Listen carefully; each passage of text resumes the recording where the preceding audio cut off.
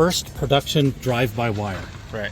Which means that when I turn the wheel, nothing happens. Right? The wheel's not moving. Right. Because the steering wheel was not connected to the wheel Right. anyway. But as soon as I touch the brake, it turns on the car. Uh-huh. Now, Oh, electronically. look at the rear tire. Right. It shifts as well. Even the rear tire Yeah. turns. You see that? Yep. Because of that, Uh-huh. you can turn super sharp. Right. Which means that even in a really crowded space, Uh-huh.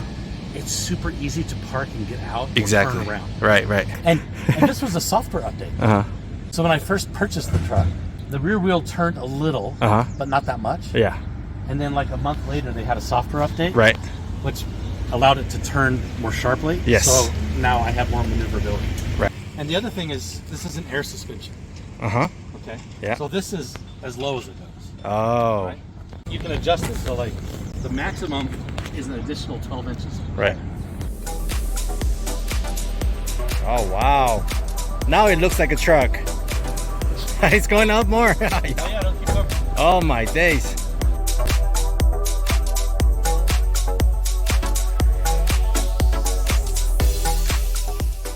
Wow, yeah, it is. I can see it now. Yeah. More than Holy crap. It will decrease the driving comfort, but then no? No. Oh, okay. Yeah. Wow, it does not affect any driving experience. I mean, I wouldn't drive this way down the freeway because the aerodynamics are Right, not right, good. right, right. Uh-huh. So the range would not be very good. Uh-huh. So when I'm driving on the freeway, I drive at the lowest setting. Right, right. More aerodynamics, so you get better range. Right, right. But when I go off-road, I lift it up like this. Yes. Holy cow. It's like a totally different vehicle. Right. That when you stop and you go into park, it automatically goes to the lowest setting. So when you stop and park, Right. then it just goes back down to the ground. There's a company that makes a 2-inch lift kit. So when you're in extract mode, it's even taller because they're putting 37-inch Exactly. wheels on Right, it. right. But I've also seen some people who are slamming them. They're reducing it. The roll ride Yeah. is like So that this is like here, right. right? And they like slam it to the ground. It Exactly. looks really cool. Yeah, I saw that too actually. Yeah, yeah. It looks like a Lamborghini Yeah, it low. looks more Yeah. Lamborghini-ish, Yeah. right? Yeah. But more like beefy and Yeah. bulked up, yeah. So this is the largest, windshield on a production car. It's huge, right? It's one piece of glass. Right. But this is the wiper. Yeah, I know. It's floppy, yeah. Look at it. It's like Exactly. Yep. it's my whole. Uh-huh. And then it goes like whoop whoop whoop. I understand it's strange, Uh-huh. but it is the best car I've ever had in my life. It's not Yes. even close. What did you have so far?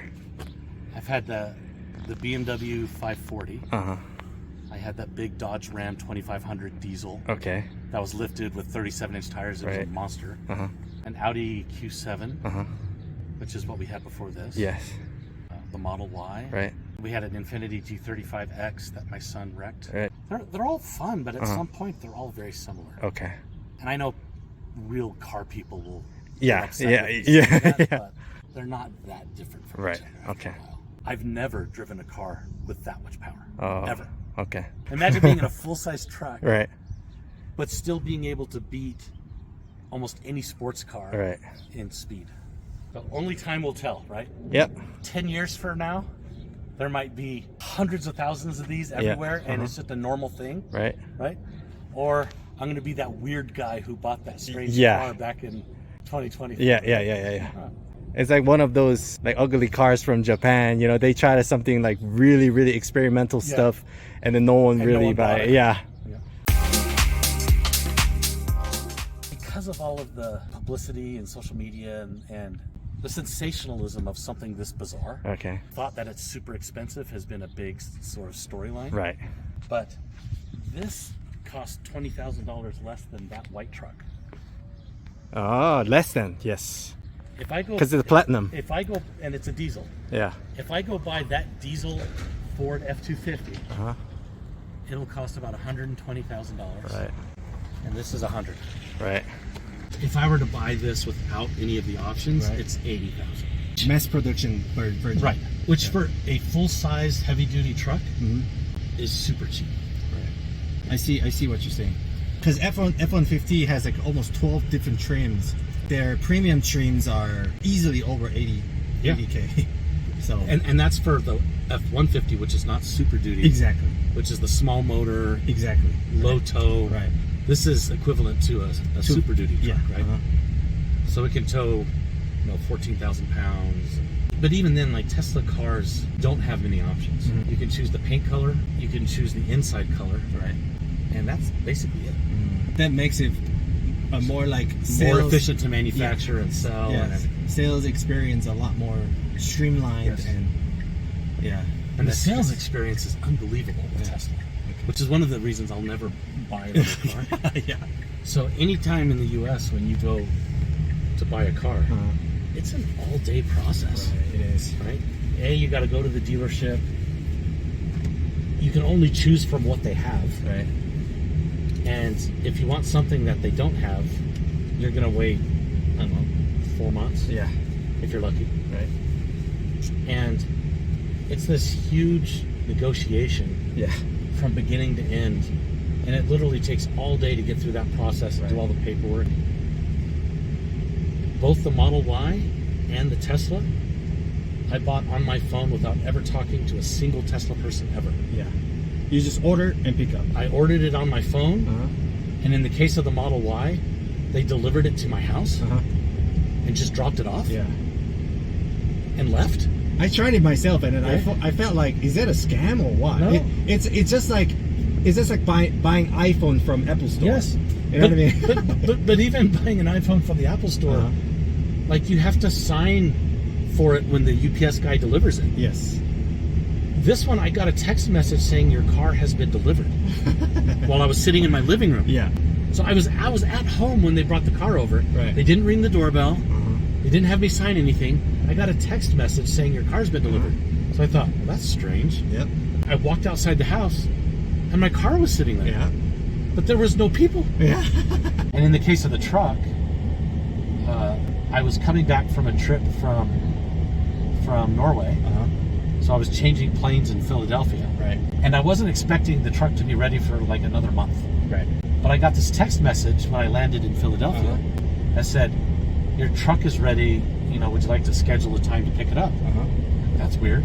So I texted back and I said, I'll be back tomorrow. Can I pick it up in the morning? Yeah. They're like, sure. That's great. Like, okay. So I showed up at the Tesla dealership the next morning. Yeah. They had like 3 pieces of paper for me to sign. Yeah. They gave me the truck. And that was the first time I ever saw a Cybertruck in real life. And the first time I ever drove a Cybertruck. Yeah. Before owning it, I had never seen one. Right. I had never driven one. How was your first feeling that when you drive? Like, Unbelievable. Because I was expecting it to feel more like a big truck. Yeah. So here, let me do something. So let me go into sport mode. Okay. And let's wait for this truck to get out of the way. Right?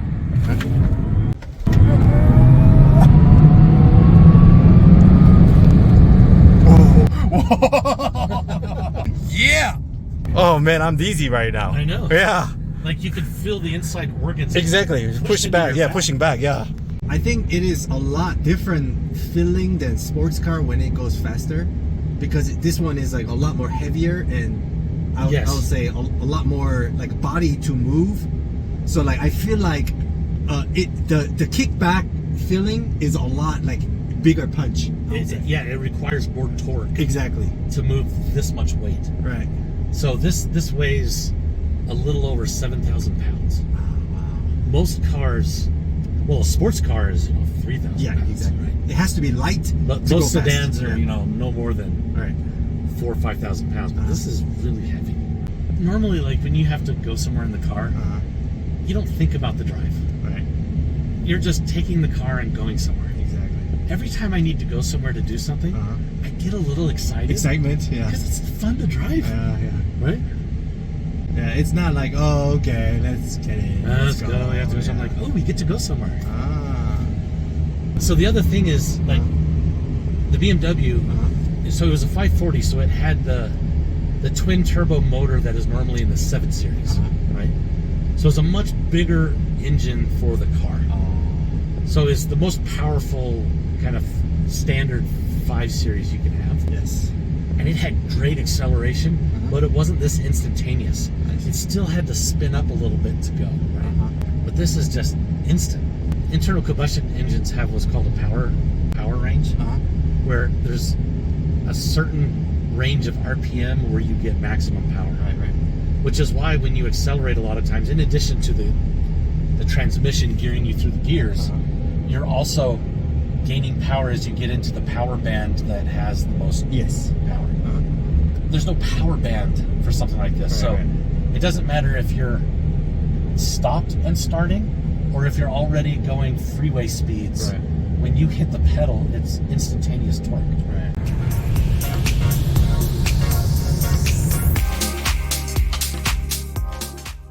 Yeah. Then I'll go to dynamic, off-road, lift it up, make it higher. It puts it in off-road mode, which changes the screen. Right. So now it's giving me additional information about temperature and stuff like that. And it turns off all the automated spin control. There you go. I would never bring my BMW on a road like this. Yeah. Whoa.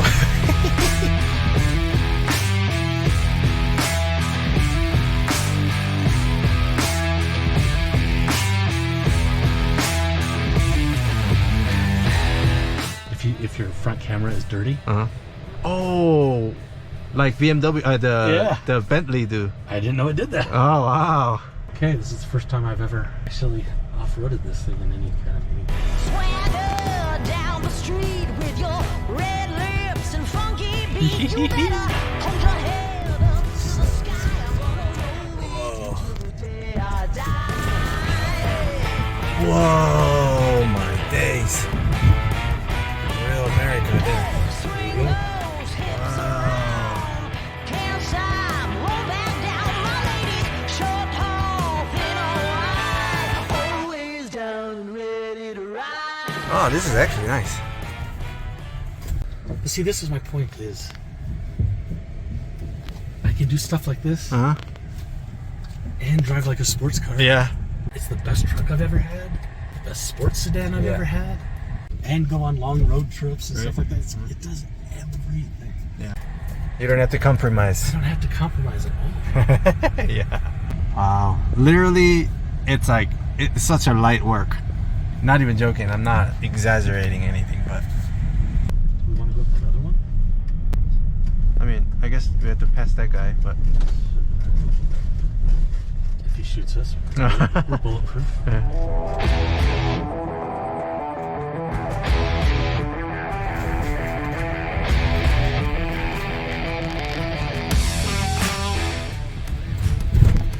You're getting the full test. Yep. Oh, not even joking. But yeah, this is the real test. Yeah.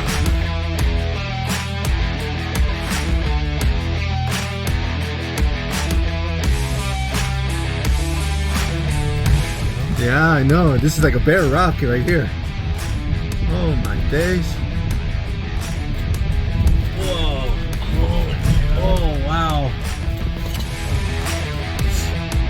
See, Oh yeah, there's a drive cliff. off a cliff. Yeah, I know. That's what I'm saying. Like, oh.